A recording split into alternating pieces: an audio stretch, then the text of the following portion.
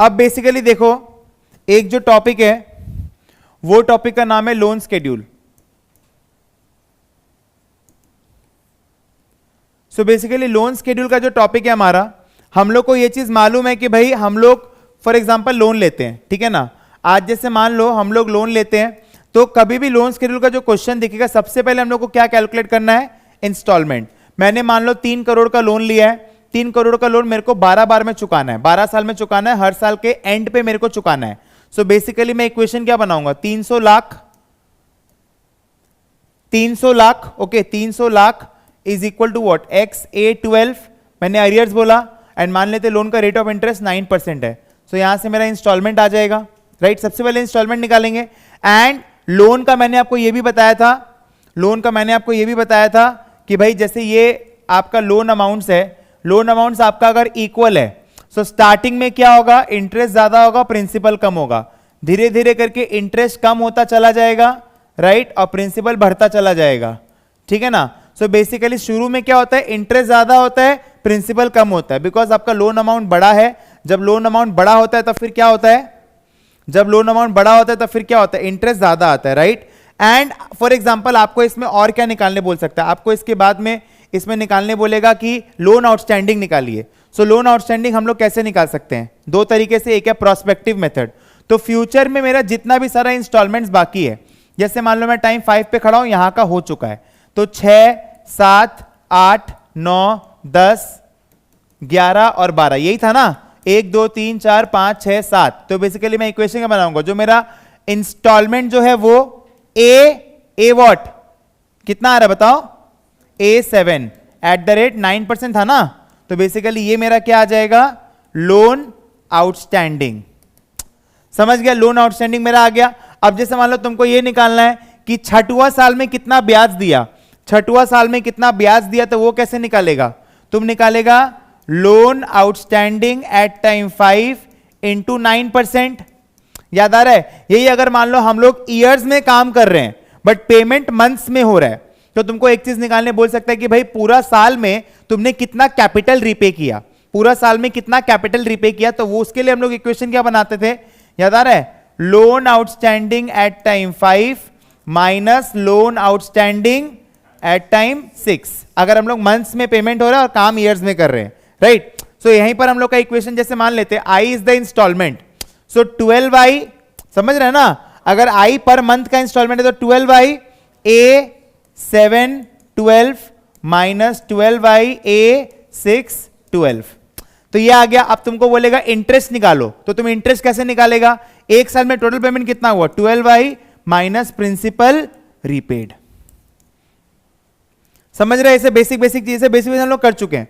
So basically इसमें और एक मेथड जो आता है तुम्हारा, आता है रेट्रोस्पेक्टिव मेथड।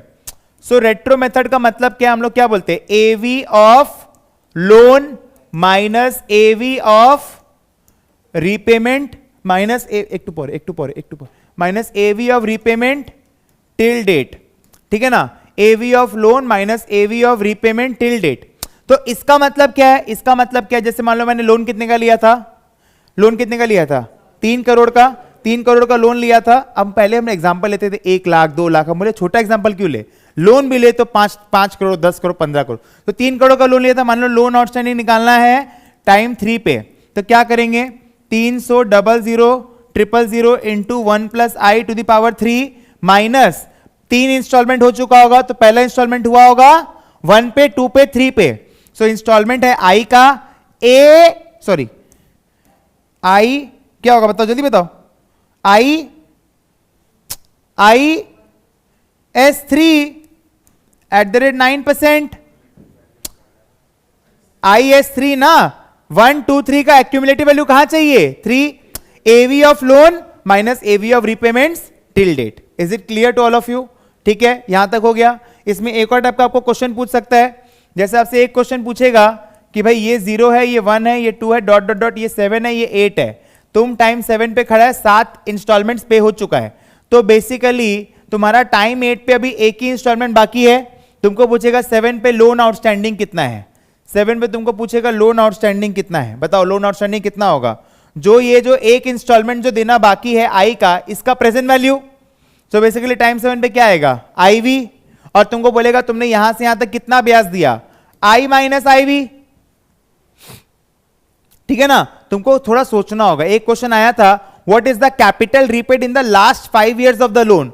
ऑब्वियस सा बात है, अगर मान लेते लोन तुम्हारा 10 साल का है और तुमसे पूछा capital repaid in the last 5 years of the loan outstanding at time 5 is the capital repaid in the last 5 years of the loan. So basically you are going to calculate IA5, this is only the capital repaid in the last 5 years of the loan, ठीक है। उसके बाद में तुमको इसमें जो second part जो आएगा, सेकेंड पार्ट में basically they are talking about the flat rate concept. So basically flat rate APR का कॉन्सेप्ट के बारे में लोग बात करते हैं।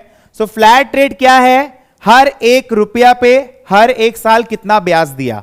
सो बेसिकली फ्लैट रेट का जो मेरा इक्वेशन होता है that is total interest divided by original loan into term in years, ये मेरा फ्लैट रेट का है। एंड APR बेसिकली नॉर्मल आई होता है। Flat rate normally automobile loans में यूज होता है, जहां basically it is charge on the full amount of the loan for the full term of the loan, full amount of the loan for the full term of the loan. समझ गया ना, मतलब पूरा, जैसे मान लो अगर मैंने लोन लिया है फॉर एग्जांपल मेरे को एक लैम्बोर्गिनी यूरुस लेने का है, ठीक है ना, 3 करोड़ का ये गाड़ी है, ठीक है। सो 3 करोड़ का ये गाड़ी मैं पूरा लोन लूंगा, तो 3 करोड़ का मेरे को बोला सर 5 साल में आपको देना है, फ्लैट रेट लगेगा 10%। तो 3 करोड़ का 10% 5 साल कितना होता है, 1.5 करोड़ होता है, 150 लाख। सो बेसिकली टोटल मेरे को कितना पे करना होगा मालूम है, 450 लाख मेरे को पेमेंट करना होगा 60 बार में, ठीक है ना। जो भी आता है, मैंने कभी लिया नहीं, मेरे को मालूम नहीं है, जो भी आता है बेसिकली वो मेरा क्या होगा, पर मंथ का इंस्टॉलमेंट होगा। सो 12 इंटू इंस्टॉलमेंट, 5 साल में देना है 12 बार करके, और लोन अमाउंट कितने का है, 300 लाख। यहां से मेरा क्या आएगा, आई आएगा, and rounded to the nearest 0.1% is APR, and APR is approximately closely double the flat rate because it considers the gradual repayment of the loan, but APR considers the gradual repayment of the loan, but the flat rate does not consider the gradual repayment of the loan. It is charged on the full loan amount for the full term of the loan.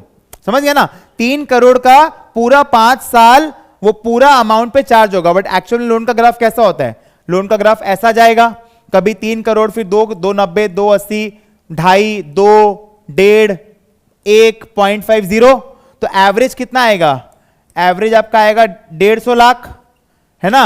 सो 150 लाख का 20% और 3 करोड़ का 10%, दोनों क्या होगा, बराबर, right. वो बोला flat rate 10% है, वो तुमसे ले रहा 30 लाख है।